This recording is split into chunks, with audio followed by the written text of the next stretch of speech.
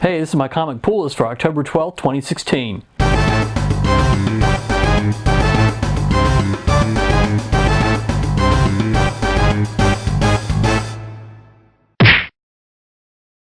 Starting things off with American Gothic Press, it's Irwin Allen's Lost in Space, The Lost Adventures number 5. So Will Penny, Dr. Smith, and the robot are in Wonderland, having been transported there by a telepathic purple llama named Willoughby.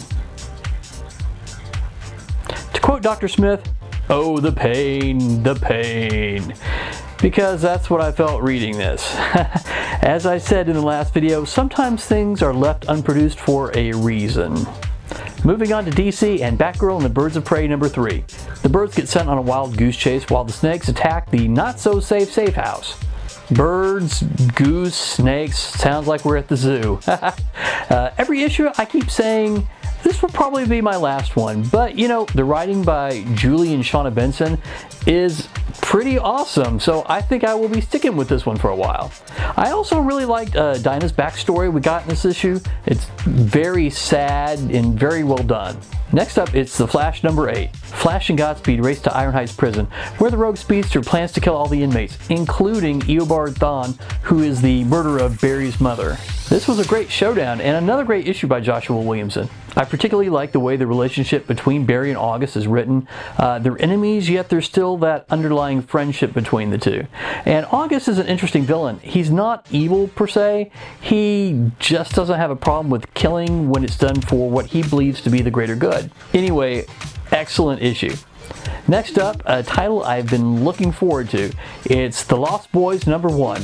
This sequel to the 1987 teen horror classic picks up a short time after the events that unfolded in the movie.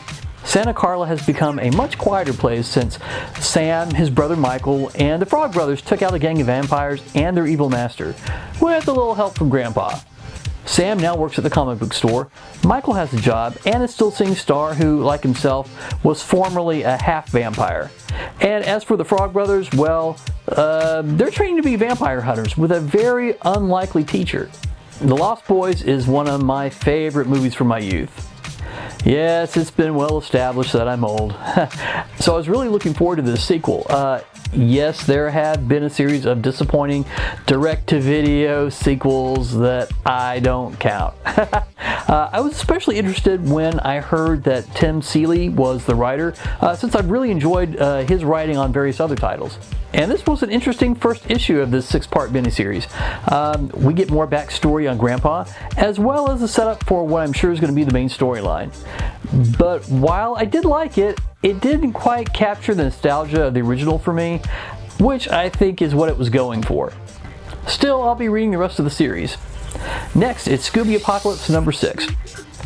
Last issue, I said I was getting a little tired of this title because it was kind of falling into a predictable groove. Well, this issue got me hooked again. Here we get Velma's backstory and learn the identities of the Four, the mysterious group in charge. We also check in with Scrappy, who will have a big surprise for the Scooby Gang when he finally tracks them down. Next, it's Wonder Woman number 8. It's back to year 1, but this time we get the origin story of Dr. Barbara Ann Minerva, who is fated to become Cheetah. It's another good one, and I'm liking this series more and more every issue. Moving on to Marvel and Darth Vader number 25. The final issue, and Vader deals out his own brand of justice to all who have wronged him. There's also an epilogue featuring a character who managed to slip through Vader's fingers. Now, I've had a love-hate relationship with this title. I liked it at the start, but then it almost lost me during the whole shoe-torn war story arc that felt like it dragged on forever. Well, then it got me back, and I've liked it through to the end. And I think I'm actually going to miss this one. Next, it's Star Wars Han Solo number 4. Using the Dragon Void run as a cover, Han has rounded up the Rebel informants. But he can't just quit the race and return with them to the Rebel base because one of these informants is also an Imperial agent. One more issue to go in this miniseries, and I've really enjoyed it. I'm looking forward to seeing how things get tied up. And last but not least, it's Star Wars The Force Awakens, film adaptation number 5. This penultimate issue begins with Finn and Poe hugging it out on Dakar, and ends with Han Solo getting a bad case of heartburn. Again, not much I can say about this. It follows the story of the movie adequately, and the art is decent. So that's it for this week's video. Thanks for watching. Please hit subscribe and drop me a comment. And keep watching my videos for a chance to win an awesome gift box. Later, kiddos.